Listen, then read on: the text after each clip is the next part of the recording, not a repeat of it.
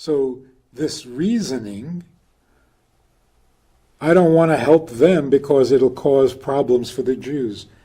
That's not right. When somebody's in trouble, you help them according to what they... One of the greatest stories ever told is the story of Jonah and the whale. Let's revisit the story and find out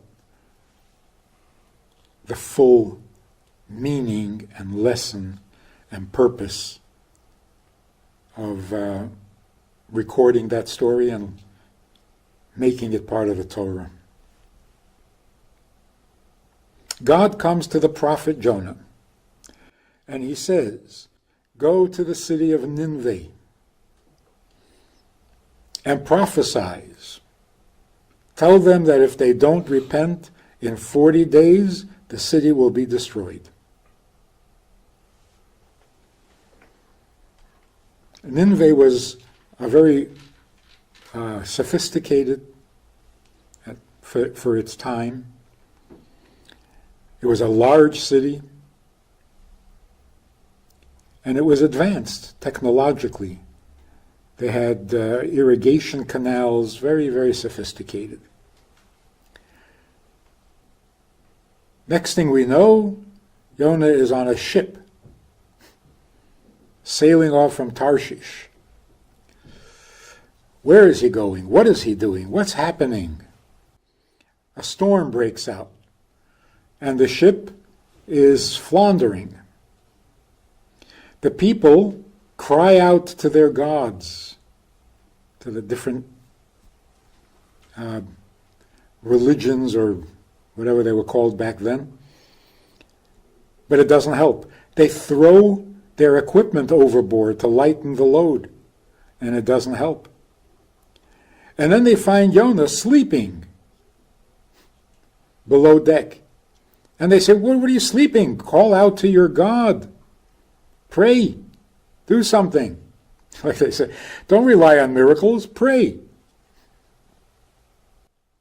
And then they say, who are you? Where are you from? Jonah says, I am an Ivri, which is the Hebrew origins for the word Hebrew. And I fear the God of heaven. And this storm is my fault. So if you want to save yourselves, throw me overboard. Throw me into the ocean. They ask God for forgiveness for what they're about to do, and they throw him overboard. And the storm abates. And they are so grateful they offer up sacrifices to the God of Israel. Meanwhile, God arranges for a large fish to swallow Jonah. And Jonah is in the bowels of this fish for 3 days. There was actually a story years ago about a teenager who was swallowed by a whale. Someplace in Sweden, off of Sweden. And I don't remember how long it was, but the fish spit him out. And of course they rushed him off to the hospital. The only lasting ill effects was that he lost his pigmentation. The acids in the fish's stomach took all the pigmentation, and he was completely pale and white. Anyway, the fish spits Jonah out, and Jonah goes to Nineveh to deliver the prophecy. He comes there and he says to the people, if you don't repent within 40 days, Nineveh is finished. The king proclaimed a fast. Everyone should fast, including the animals. And everyone should change their ways and become good and do what's right in the eyes of God. And the city was saved. Jonah is severely uncomfortable, very stressed about the whole thing. And God says to him, with the number of people, the population of Nineveh, and their cattle, people who don't know right from left, up from down, should I not have compassion on them? That's the end of the story. Now let's figure out what in the world was going on. So just to give you a little background, at the crossing of the sea, when the Jews were leaving Egypt, all the Egyptians drowned. Their chariots, their horses, their riders, they all drowned. All but one. One Egyptian survived that whole event, and that was Pharaoh. Pharaoh himself.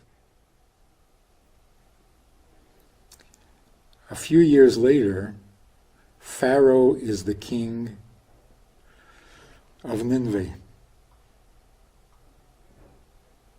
He was saved because God wanted him to spread the story. He was the eyewitness. So he spent his life telling the story to all the nations that he visited, and he became the king of Nineveh. I'll tell you why that's relevant. God tells Jonah, deliver this prophecy. Jonah knew that when he delivers the prophecy, the people will repent. And that distressed him terribly. Because Jews had sinned, and they had had prophets warning them, and they didn't listen. Now, the non-Jewish city of Nineveh is going to repent after one prophecy from one prophet. How is that going to make the Jews look? So Jonah figured, I can't do this to my people. But if I don't deliver the prophecy, I will lose my prophecy. I will no longer be a prophet, and I will be punishable by death. The prophet who does not deliver a prophecy is punishable by death. And Jonah said, well, so be it. I can't do something that might harm the Jewish people. So he gets on a ship. Now where is he going? He's trying to run away from God? No, he's trying to leave Israel, because outside of the land of Israel there is no prophecy. So he is surrendering, he's giving up his role as a prophet. He will no longer receive any prophecies, and he'll probably die for not delivering this message. Now he's on the ship and there's a storm. Everybody's praying, everybody's crying, screaming, panicking. He's sleeping. He figures, okay, here we go. I'm doomed. When they come and they say to him, how come you're not praying? He says, I am an Ivri. It's interesting that the word Hebrew, the English word or Latin word Hebrew, in the original Hebrew, also has the meaning of crossing over, because Avraham was called the Ivri, because he was from the other side of the river. So Ivri means the other side. When the Jews crossed the sea during the splitting of the sea, that was called crossing over. So when they said to Jonah, how come you're not crying and praying? He said, me? I'm from those people who crossed through the seas. Seas don't scare me. We walk through seas. So, no, I'm not panicking about the storm and about the ocean. I might die, but that's because I sinned, not because of the water. Water doesn't scare me. God scares me. I am afraid of God, not of water.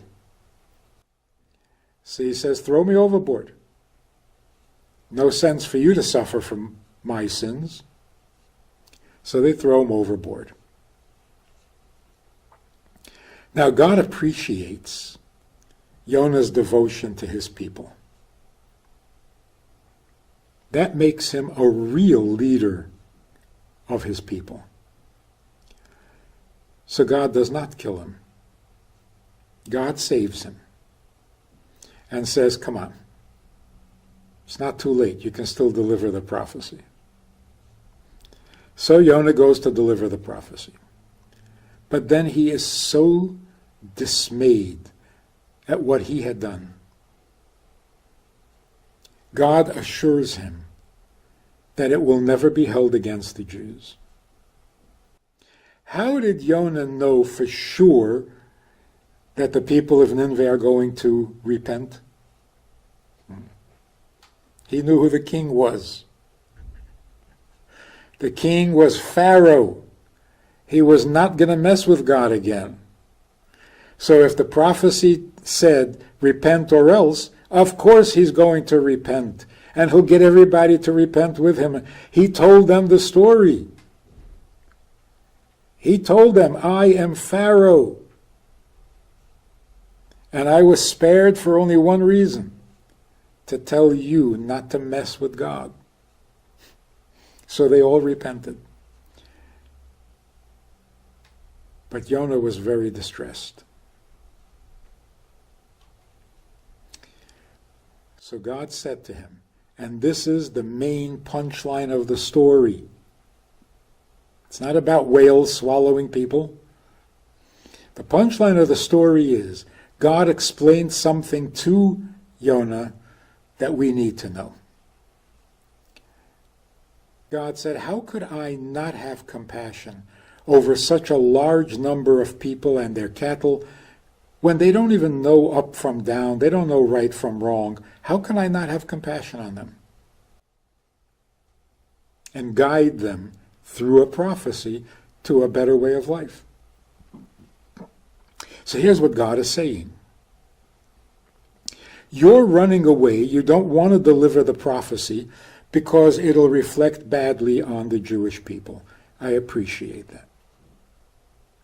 And I promise you that it will not be held against the people. But in the name of justice, when people are innocent of their sins because of ignorance, and yet their sin will bring devastation to them, how are we supposed to rightfully, justly, how are we supposed to think? How will this affect another people in the future? That's not justice. Look at the people themselves and judge them for who they are. That's called pursuing justice.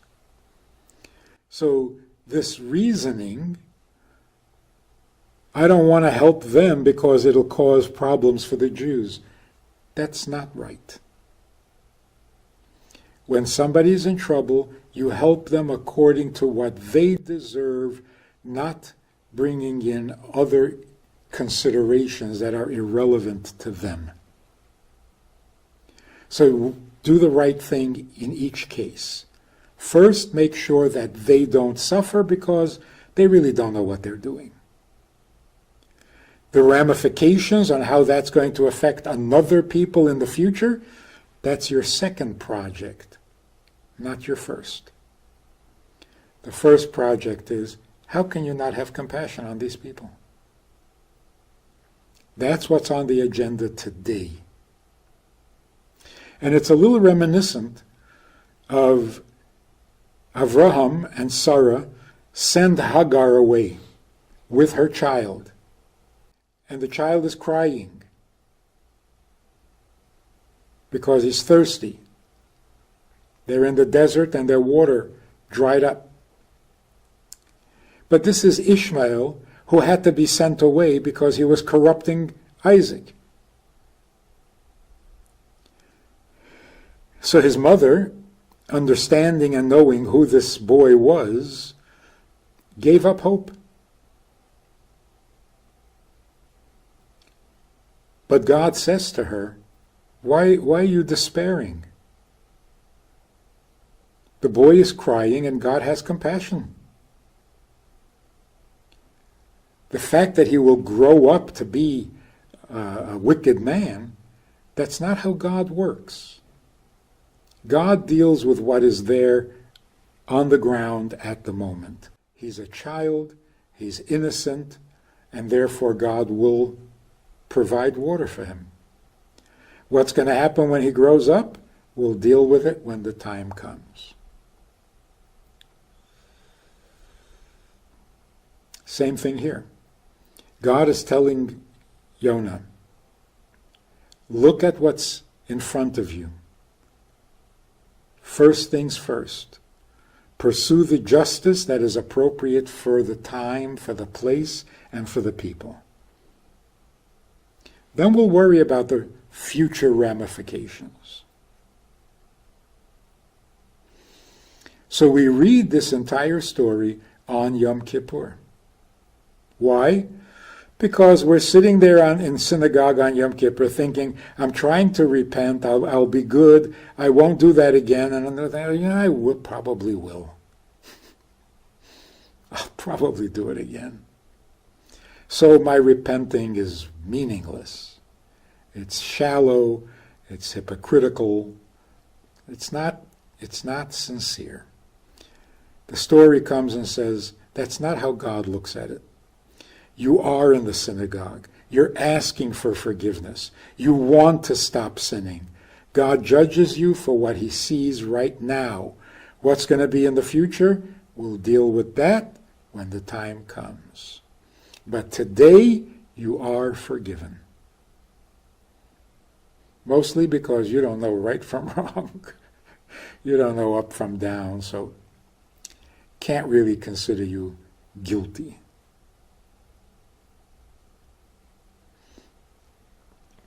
This is an interesting lesson for some of those people who are so critical, terribly critical, of their own people. Some rabbis who find that every Jew who isn't living up to the maximum observance level that they think is necessary, they have some pretty harsh things to say about them. But look at here. The city of Nineveh. God says, how can I not have compassion on them? They don't know left from right.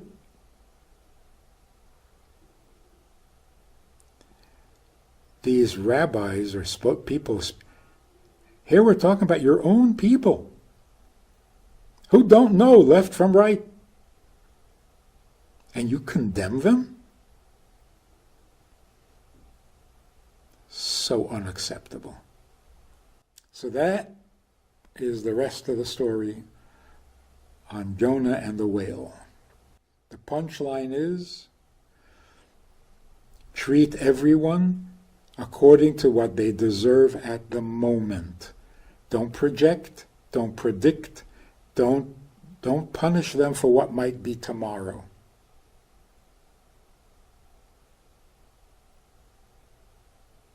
It's an important lesson.